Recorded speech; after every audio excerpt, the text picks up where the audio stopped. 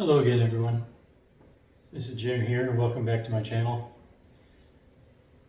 It's Sunday morning. I think it's March 8th, and the sun is coming back to us in Chicago. It's warming up.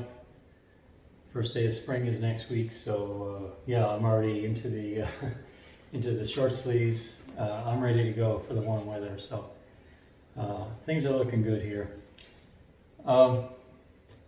Today's video, the topic, the main topic today is I had promised several times to release data on my blood work. I've done blood work now 3 times as a carnivore, once in 2017, once in 2018, and once just last week. And I wanted to present that data, and I will do that towards the end of this video. But first, what I want to do is I want to provide you with an idea of the lens through which I view the whole health system, including markers like cholesterol and such. So I want to add some context to how I view the numbers and how concerned I am about particular numbers. So that's where we're going to start with this, the big disease and the nutritional myths. I'm going to start just by saying that, look, I'm no doctor. I'm not a health professional. I'm just a guy in Chicago that transformed himself, and about 3 years ago, I started getting red-pilled, if you will. I started to see things that I now can't unsee, and I don't talk about it that often, but I want to talk about it today. Frankly, what we have to realize and acknowledge up front is, number one, how bad the situation is that we live in now. And I'll just talk about the USA, but I think it's relative to say that it also applies to the rest of the world. But I think in terms of declining health, the USA is leading the way. So let's just acknowledge that, we are getting fatter and sicker than ever. And yet we spend more than any country per capita on health. How can that be possible? That's a real poor outcome, to be the top spender and with the worst outcomes. And now, as recent as, I don't know, it's in the last 4 or 5 years, the lifespan in the United States has turned a corner and is now declining. Imagine that, spending all that money and getting reduced results. Now, what do you blame that on? We've got all the benefits of modern medicine and all the drugs and vaccines and everything working for us, but now we're declining. Why is that? Well, as I've said many times, everything we've been told is wrong. And maybe it's a little exaggeration, but I don't think it's a great exaggeration. We're surrounded by myths and lies, pseudoscience, poor science, and it's all designed to lead us, whether it's designed or not.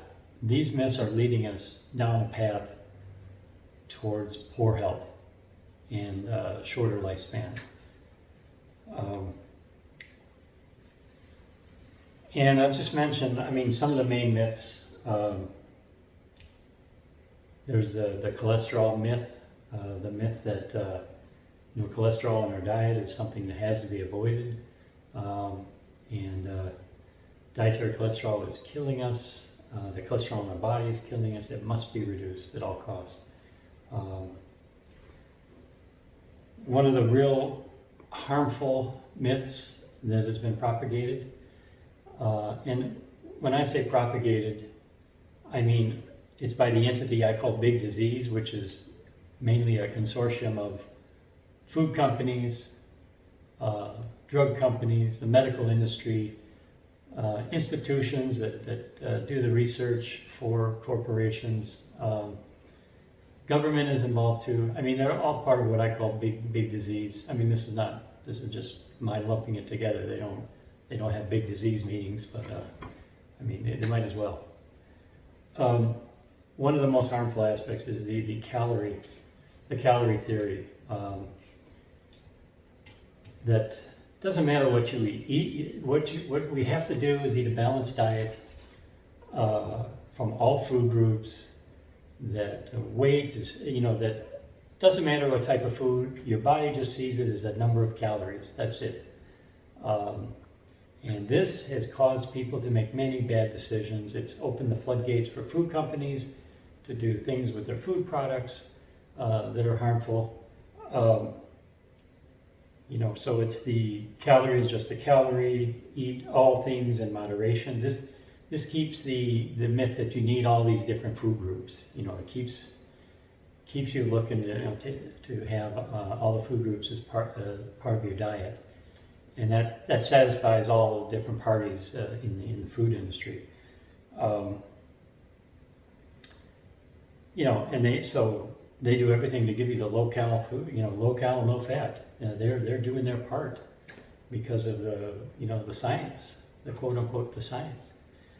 And it's a disaster because they're taking out the only good part and replacing it with extra sugar and carbs and bad oils and all kinds of really slick ways of making the food hyper palatable, make you want to eat it over and over and over. Nobody will admit that, but it's the truth. The other myth is that what we're all told from the time we're very young, from the time we can first start understanding good and bad, they start teaching us about what is a healthy diet. And the healthy diet is, we all know it. You can recite it. You've heard it all your lives. It's high in fruit and vegetables, high in fiber, low in saturated fats from meat and dairy.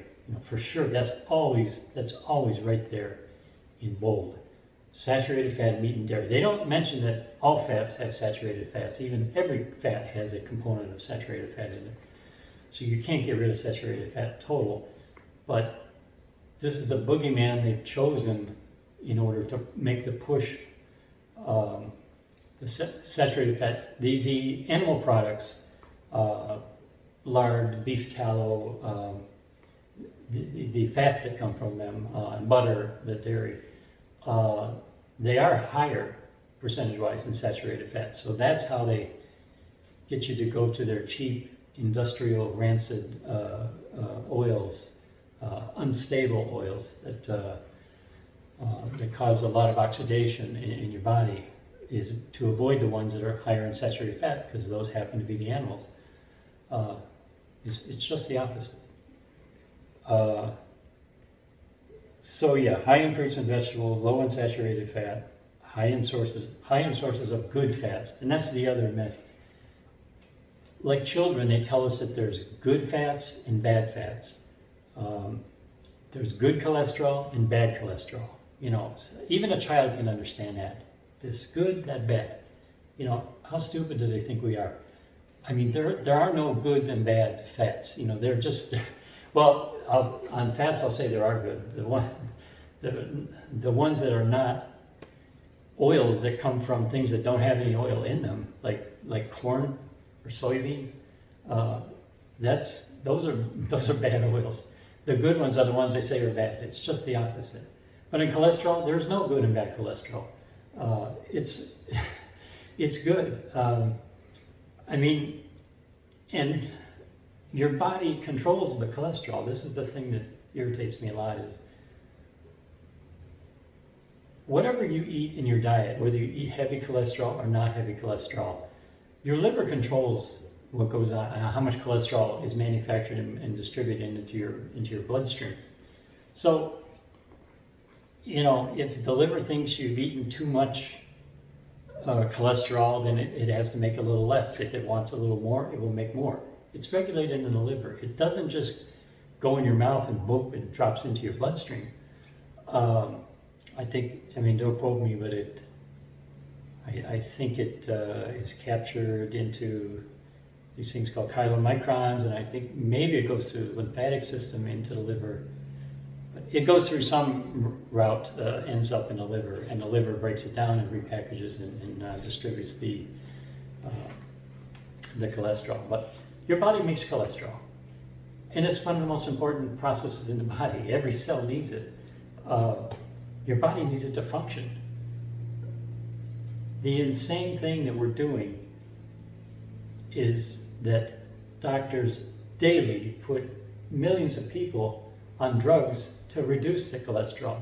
So it interferes with your body's, the regulation system of cholesterol. This is insane, in my opinion. And now we're in the topic, I veered off in the topic of statins. This, I think, is a crime, nothing short of a crime, what's happened to people with statins. This happens to have a huge income for drug companies. Again, it's because people are eating a diet that brings about problems, and then drugs are there for the solution. But has a statin saved anybody? Saved their life? You look at the studies, and I've linked to a presentation which I've done before, which is Dave Diamond, if you want to look at that. He's broken down all the statistical chicanery that goes on when they justify statins. There is a minuscule relative risk in there somewhere, like 1.3, and they magnify that. There's a minuscule absolute risk, and they magnify it to make like this huge, 30%, improvement. It's nothing like that. It makes almost absolutely no difference.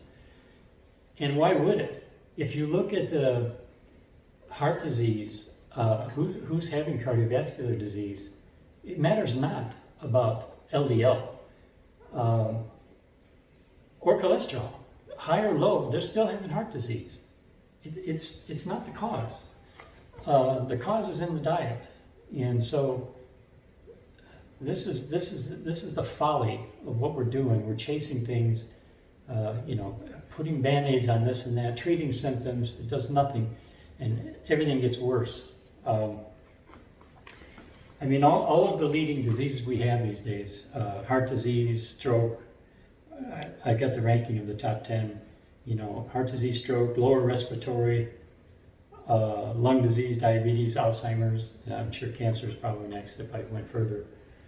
All of these things are getting worse for the most part, and they are highly influenced by our diet. And guess what? It's the diet that's recommended to us from the time we're children. It's causing this. If you look at the risks for the diseases, there's always a component of cholesterol is always in there.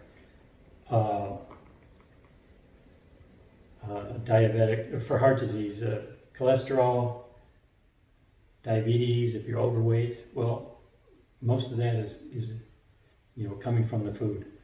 Cholesterol, that's just to get you on a drug right away. High blood pressure, there's a drug for that too. Smoking is prevalent through all this. Smoking is the thing that, it is toxic, and it is a factor for any disease. When you have that much toxicity going into your body all the time, it's gonna be near the root cause for almost anything. So smoking's a given, but everything, all the recommendations to avoid heart disease, stroke, respiratory, it all has a component. Eat a heart healthy diet. And what does that mean? You go to the big food industry supermarkets, and you go in the center aisles, and you look for the little heart healthy label on it, new and improved, now with lower cholesterol, zero trans fats, all of the marketing baloney to sell this stuff. And you go to the fruit and vegetable area and you pile on that, you get a bunch of juice, fruit juice, and you get a bunch of vegetables, and this is healthy, supposedly. Or, you do that, you eat the diet that's going to just continue the spiral. And then meanwhile, you start taking, there's always a medication, relax, there's always a medication for you. For lower respiratory, get a flu shot. That's right up there, get a flu shot. And diabetes, one of the most horrible things, I think it's a crime what we do with diabetics. Don't change your diet. Don't do anything drastic like cut out a food group or go to low-cal. Those are dangerous things to do. Eat everything in moderation, including sugar and carbs and everything. Don't change anything. Here's your insulin. Here's your metformin. You can manage it just like normal. Insulin is outrageously costly. It's such a scam, and nobody's escaping from that treatment. You're on a downward escalator to the end. You're just going to spiral down and get one new. You're going to get worse and worse and worse. And diabetes typically leads to heart disease, and vice versa. Once you got one, there's the obesity, and then there's the heart disease. It all goes together, and next thing you know, you're taking a cocktail of different drugs, and you're falling apart. And I think it's a crime.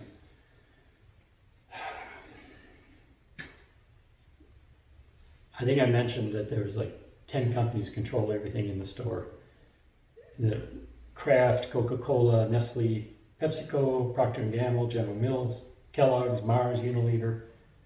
You cannot get away from those companies. They are everywhere. They're pervasive. All of the aisles, they're there with all different brands. They're behind it.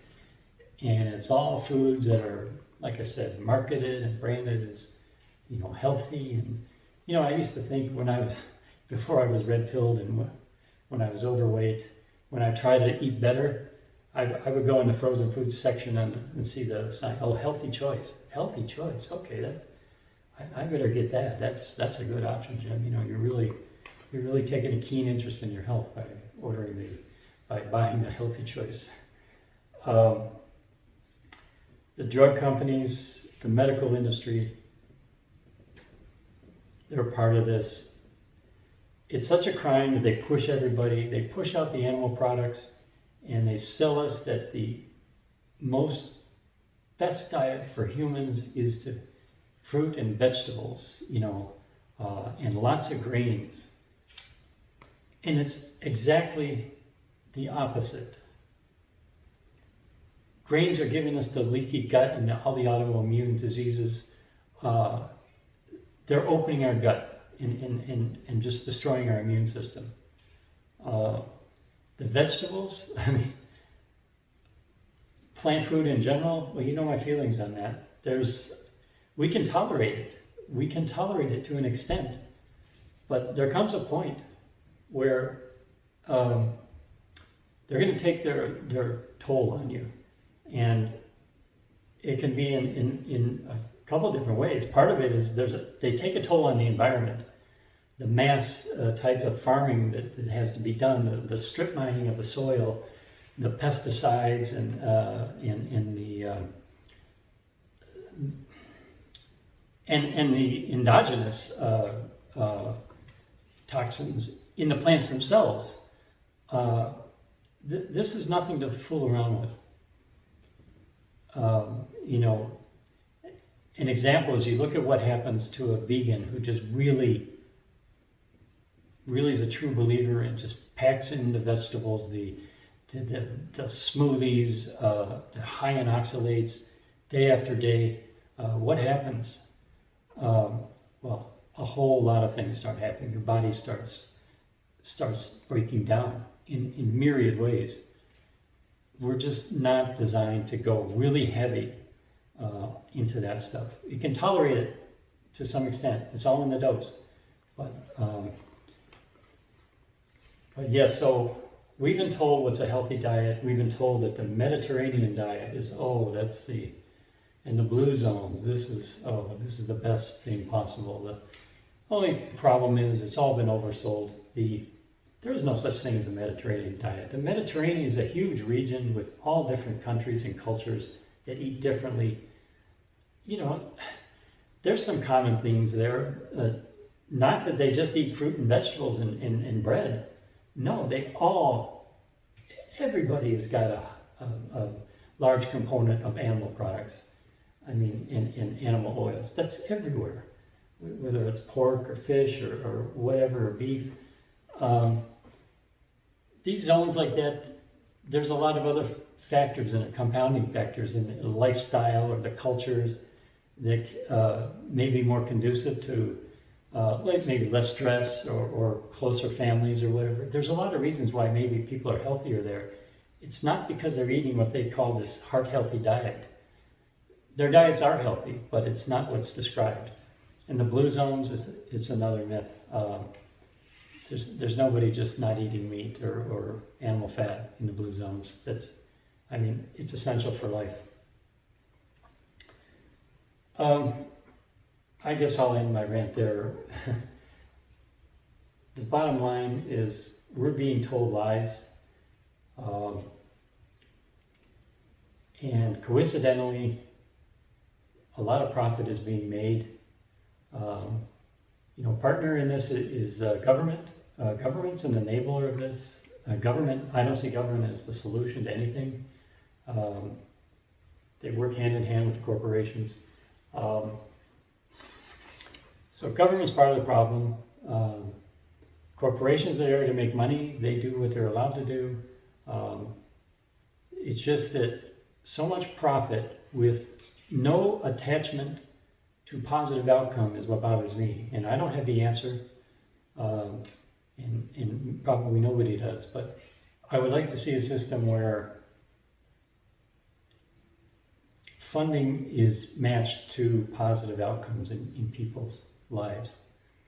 And they're actually getting healthy. No one's getting healthier on drugs. So this is never going to happen because our whole system is based on selling drugs and surgeries and just managing your decline. So that's why I'm talking. That's why I try to spread the word and I talk to people. I tell everybody, it doesn't have to be like I don't eat fruit and vegetables or plants. I just eat meat and butter, basically, and a piece of chocolate. And I feel I'm doing pretty well. So I just encourage everybody to take a step back. I say get red pilled if you're not already. Look at what's going on. Don't just believe doctors. I don't even go to a doctor. Why would I want to go to a doctor? Do they know anything about a healthy lifestyle? From what I can see, no. Do they know about healthy nutrition? No. They don't even talk about nutrition. Frankly, most of them don't. Some do. I don't want to paint with too broad of a brush. Some of them will get into it, but by and large, I think they don't care about nutrition. They just see what category you fit into and then look for the drug that you need.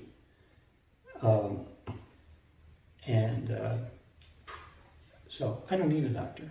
If I got a problem, if something goes haywire, or if I'm in an accident or whatever, I'll go to a doctor. But to know how to live healthy, to be healthy, and to eat, I don't think I need a doctor or a nutritionist for that, because they seem to, 90% of dietary nutritionists also give horrible information. They're right in the big disease paradigm as well. So I don't want to get too much into conspiracy. It's not a conspiracy. It's just people doing the wrong things and people being like lemmings and following and just marching because they don't want to stand out. And you do stand out if you talk like this. You're going to stand out. You're going to be ostracized. there's doctors that are ostracized for it, and yeah, so everybody just marches along and doesn't say anything. Well, it's time that we start saying something and questioning the things we're told. So with that out of the way, my rant is concluded. Rant off. Now I'm going to show you my lipid numbers. Like I said, I've had three tests. 10. I became carnivore on 10/1/2017, and my first test was 10/17. So I was within the first 3 weeks. I was still in transition. That was probably too early to know too much. But then I did again the following year, and then I took a break, and I just did last week. And so if we just look, the total was, obviously the total went up. Because my LDL really went up in this last one. But first of all, let's go to the HDL. My HDL improved, has been on an improving path. I would say I'm a little disappointed it didn't improve again. It didn't go up. I thought it might have went up again, but it didn't. But, it's still a good number. 66, I think, is pretty good. The triglycerides, I'm happy with that because that's on a downward slope. It was in the 112 and 108, seemed, it was a little above 100, so you kind of wondered, but now I'm under 90, so I got a little more. This is the only part of this whole thing well, there's two parts of it that interest me. The triglyceride to HDL ratio is the only part of this lipid analysis that I've looked at all of the research, and Ivor Cummins, all his graphs. It's the only part that really links to heart disease, and that ratio it's improved. It's improved each time, and now I think I'm like at 1.3. They say ideally to be 1 or less, and maybe I'll get there someday. But 1.3, frankly I forget the reference range for it. I think they start talking about problematic. I think it's still considered low at 1.3 or average. When it's above 2 and that, I think it starts to get more concerning. But certainly I'm in a safe zone there. My LDL is the part that it shot up last time, and I don't even know what this means. It said greater than 350. So I thought, well, I really buried the needle on the LDL. And mind you, I'm happy with high LDL. It's just the opposite of conventional wisdom. I would be concerned if it was going down. I loved that it's greater than something, and they don't even know. I asked some people on Twitter, and they said greater than 350 just means it's in a range where their calculation has too much uncertainty, so they don't give you a number. But fantastic. LDL is protective and associated with better outcomes. So, yeah, what would the doctor tell me about that? He'd say, "Oh my God, Jenny, we've got to get you on a high statin right away. We've got to bring that number down." That would be so concerning to any doctor. Doesn't concern me in the least. I didn't do it this time, but the previous times I checked the glucose, A1C, and insulin because I kind of wanted to see where I was in terms of blood sugar control and HOMA-IR, that kind of thing.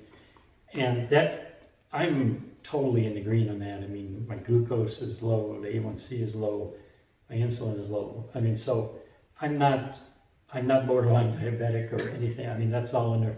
So I'm doing this out of pocket, so I'm not interested in chasing that one anymore.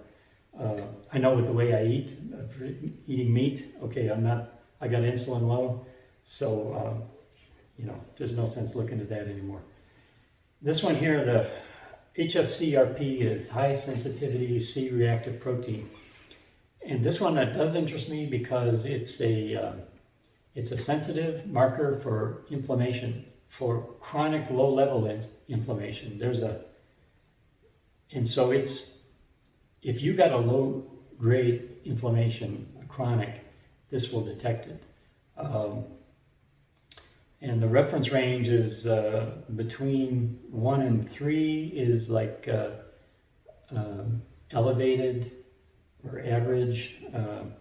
Above 3 is a risk, is high, and a 10 is considered more or less, I think, if you probably are real bad shape, or even if you've had a heart attack.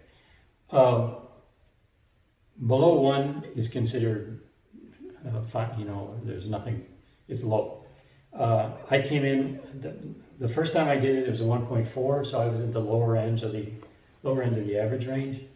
Now I'm at 0.6. So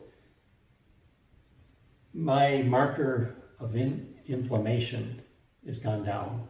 So this now going on 2.5 years of carnivore has resulted in, all that's really happened is my LDL has gone up and my triglycerides have gone down. Both of them, I think, that's great. And my marker of inflammation is going down. So I'm not seeing, no alarm bells are going off. And contrast that also to the fact I feel great. I feel better than ever. I always come on here and say, that I feel better than I ever have. I exercise all the time, and I got energy. My life couldn't be better right now. I just threw at the bottom of this a few of the markers that I follow at home. And I took this morning. Blood pressure 93/58 with a resting heart rate 47. Blood pressure is a marker. Also, always elevated blood pressure is a marker that you got something going on with your cardiovascular system that's negative. Mine is rock solid. It never changes. It's always like right around 95 and 60. It's safe range. I got a low resting heart rate. My waist to height ratio maintains. I'm at 0.48, so it's maintaining under 0.5, which is what I want to see. My weight, I'm at 165 as of today. I've even been recently under that, but it popped up the last few days. But anyway, so there it is. I didn't get probably next time I do a blood, I'll get the one that, what do they call it? The one with the particle counts that gives you a whole raft of different data on the type of ApoABs and the particle size and distributions. There's all kinds of data in there. They're really pursuing cholesterol down to the nth degree to find the boogeyman in there somewhere, because something does happen to cholesterol particles when they get really small. They keep getting smaller as they're in their bloodstream. They're supposed to go around, do their job, deliver their payload, and then they go back to the liver. And I think it only takes like 24, 48 hours to do that. But some of them get damaged by they get oxidized or glycated, and somehow they're not recognizable to the liver anymore, and they don't get accepted.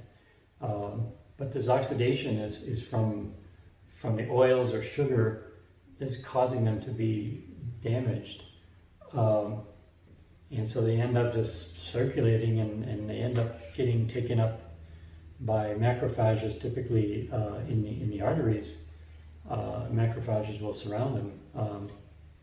And that's why there'll be a buildup of these damaged LDLs. But the thing is, to me, it makes no sense to say, well, okay, the LDL, they're getting damaged, so we got to reduce the total number of LDL to have less damage. No, you've got to fix what's causing the damage, not reduce the whole number.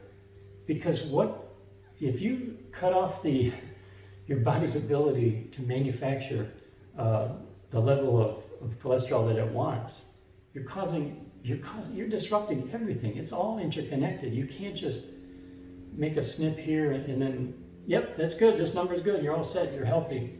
It's exactly the opposite. And I'm sorry, I get frustrated with it because, you know, we tend to think that we understand everything about the body, we got the numbers, we got the science, and we got it all figured out, but, you know, we don't have a clue.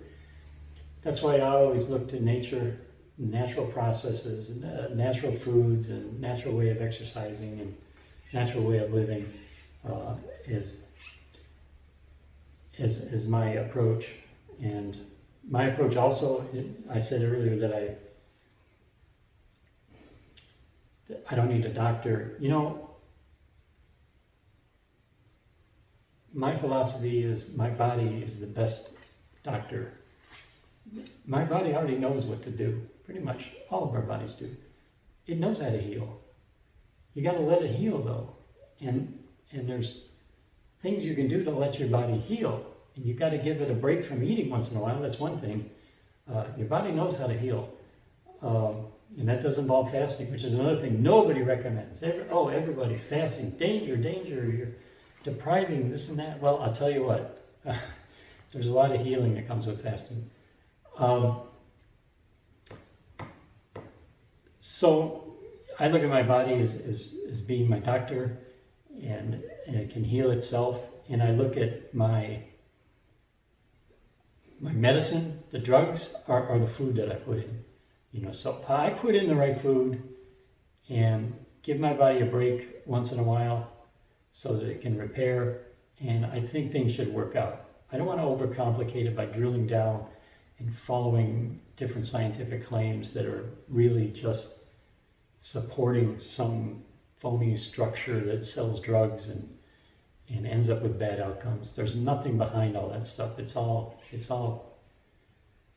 BS. And so I'll end today's rant. I don't want to seem too negative, but I had to get this off my chest because it's get to the point where it's sad. You know, how sad is it to see a relative just slip away from you and lose their mind gradually and become a person that you can't even talk to? How sad is that? With, you know, basically diabetes of the brain. How sad is it to see someone decline with diabetes type 2, get overweight, start having trouble with vision, start having a heart condition, end up with limbs that have to be cut off, joint issues, everything falls apart. What about people that have autoimmune and go through terrible conditions because of the leaky gut, trying to heal that? Now, just eat right, put in the right fuel, put in the right medicine in your mouth, and a lot of things just take care of themselves from there on. So that's today's video. I hope it made some sense, and I hope I covered all my points. I think I did. As always, I want to thank all my viewers and subscribers for their good comments and participating with me on this journey. And hopefully, I know a lot of people have given me a lot of stories recently where they're doing their own changes and they're moving forward based on viewing channels like mine. Just people talking from their home and saying, "Yeah, here's what I'm doing." So I love that. So that's why I'm here, to support that effort. Okay, enjoy your day, everyone, and I'll see you next time. Take care.